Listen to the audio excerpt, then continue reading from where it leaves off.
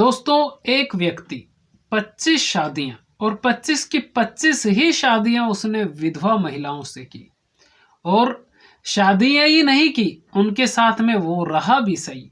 और उन महिलाओं को अपने जेवरात, गहने और पैसे देने के लिए वो जो महिलाएं होती है वो राजी भी हो जाती है और सब कुछ उनको उस व्यक्ति को दे देती है। लेकिन जब एक महिला ने शिकायत की तो वो पकड़ में नहीं आ रहा था कि उसको पकड़े कैसे। तो एक फिल्म आई थी गब्बर, गब्बर इज बैक। उस फिल्म में अक्षय कुमार और श्रुति हसन हीरो हीरोइन थे, करीना कपूर भी थी उसमें। तो उस फिल्म में जब गब्बर पकड़ाता नहीं है, खासतौर से जो भ्रष्टाचारी जो अधिकारी होते हैं, नेता होते हैं, उनको किडनैप करके उनको सबक सिखाता है गब्बर, लेकिन वो पुलिस की पकड़ में नहीं आता है। तो फिर सुनील ग्रोवर, जो कि डॉक्टर गुलाटी के नाम से मशहूर है, उनका एक डायलॉग है उस फिल्म में कि सर, अगर गब्बर को पकड़ना है तो गब्बर के जैसे सोचना पड़ेगा। और फिर गब्बर के जैसे पुलिस सोचती है, उसके बाद में वो पकड़ा जाता है। सेम यहाँ पर पुलिस को ये समझ में नहीं आ रहा था कि उस व्यक्ति को कैसे पकड़े जिसने 25 शादियां की और 25 की 25 विधवा महिलाओं से शादी की, जिसमें से एक महिला से उसने 6,50,790 रुपए निकाल लिए। आप सोचिए, उस महिला ने, वो पहली महिला थी जिसने शिकायत की थी, लेकिन क्योंकि विधवा महिलाओं के साथ वो शादी करता था तो कुछ लोक लाज के चलते भी महिलाएं शिकायत नहीं करती थी और उसी का वो फायदा उठा लेता था। एक ऐसी इंटरेस्टिंग कहानी मैं आज आपको सुनाने जा रहा हूं, जिसको सुनकर आपको भी ये यकीन होगा कि कैसे कैसे इस दुनिया में लोग पड़े हुए हैं। नमस्कार, मेरा नाम है मोहन अहिरवार और आप देख रहे हैं खबर तमारी इंडिया का यूट्यूब चैनल। दोस्तों, आज की जो सच्ची कहानी है ये महाराष्ट्र के मुंबई की है। मुंबई का जो जिला है पालघर, यानी कि महाराष्ट्र का जो जिला है पालघर, उसमें एक एरिया पड़ता है, एक इलाका पड़ता है नाला सोपारा। नाला सोपारा में ही एक रिपोर्ट दर्ज होती है, एक महिला रिपोर्ट दर्ज करवाती है और वो कहती है कि एक व्यक्ति ने उससे शादी की, वो भी विधवा ही थी। वो कहती है कि उससे एक व्यक्ति ने शादी की और शादी करने के बाद में वो व्यक्ति उससे 6,50,790 रुपए लेकर चला गया। लेकिन वो कहाँ चला गया ये बात उसको पता नहीं है। वो उसके साथ रही भी सही। आप सोचिए, 6,90,000 रुपये, 6,50,690 रुपये ऐसे तो नहीं दिए होंगे। वो कम से कम महीने तो उसके साथ में रहा होगा, तभी तो वो उसको सब कुछ दिया, मतलब उसने, आप सोच लीजिए। लेकिन वो विधवा थी, उसने हिम्मत की और फिर उसने FIR दर्ज करवाई। अब FIR दर्ज करवाई तो पुलिस भी अचंभित की। उसका ना तो कॉल लग रहा है और ना ही उसका कोई मोबाइल नंबर, ना ही उसका अता पता, लापता, मतलब वो लापता व्यक्ति, उसका कुछ भी नहीं था पुलिस के पास। अब उस महिला ने रिपोर्ट तो दर्ज करवा दी, लेकिन वो फिर पकड़े कैसे, पुलिस वाले कैसे पकड़े उसको।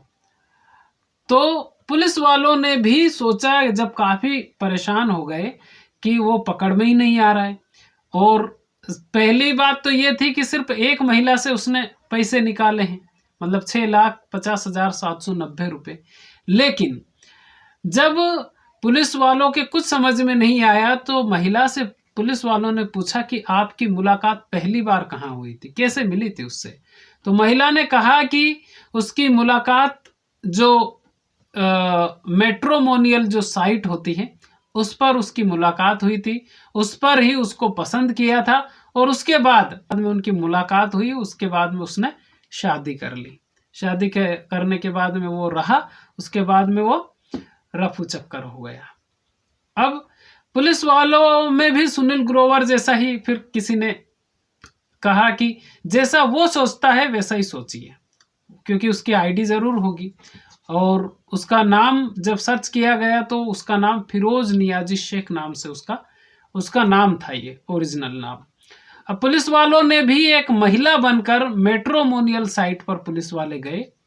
उस एक बंदे को उन्होंने तैयार किया और किसी महिला की उसमें तस्वीर अच्छी सी जो महिला थी उसकी तस्वीर लगाई उसमें, और तस्वीर लगाने के बाद में फिर पुलिस वालों ने मैट्रिमोनियल साइट पर वो जो पुलिस वाले ही थे उन्होंने ही फिर महिला बन के उससे कांटेक्ट किया उसी साइट पर। उसको धीरे धीरे धीरे करके कन्वेंस कर लिया।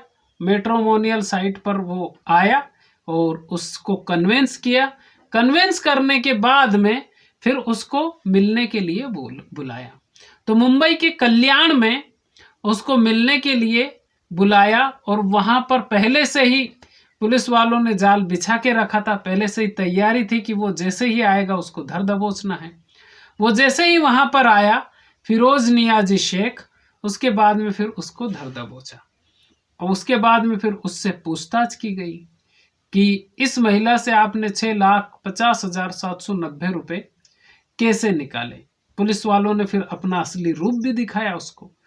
तो उसने जो हकीकत बताई, अभी तो बताया जा रहा है कि 2 दिन की और कस्टडी ली गई है, लेकिन उसने जो अभी तो और भी कुछ राज खुल सकते हैं।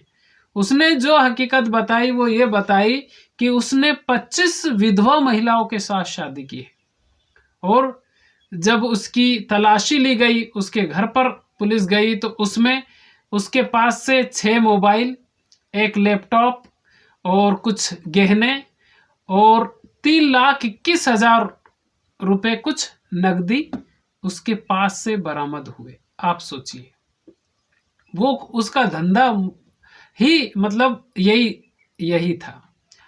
अब उससे जब पूछा गया कि कहाँ कहाँ पर आपने कितनी महिलाओं से शादी की, तो बताया जाता कि उसने उत्तर प्रदेश से लेके उत्तर प्रदेश, गुजरात, महाराष्ट्र और बिहार और भी 4-5 राज्यों के उसने नाम बताए जहाँ की महिलाओं के साथ उसने दोस्ती की। दोस्ती करने के बाद में उन्हीं महिलाओं से उसने शादी की, और शादी करने के बाद में इतने ही, क्योंकि वो ढूंढता ही ऐसी महिलाओं को था जो एक तरह से अच्छे घराने की हो, पढ़ी लिखी हो, दिखने में अच्छी हो, लेकिन विधवा होना चाहिए, और उसी महिला से वो शादी कर लेता था।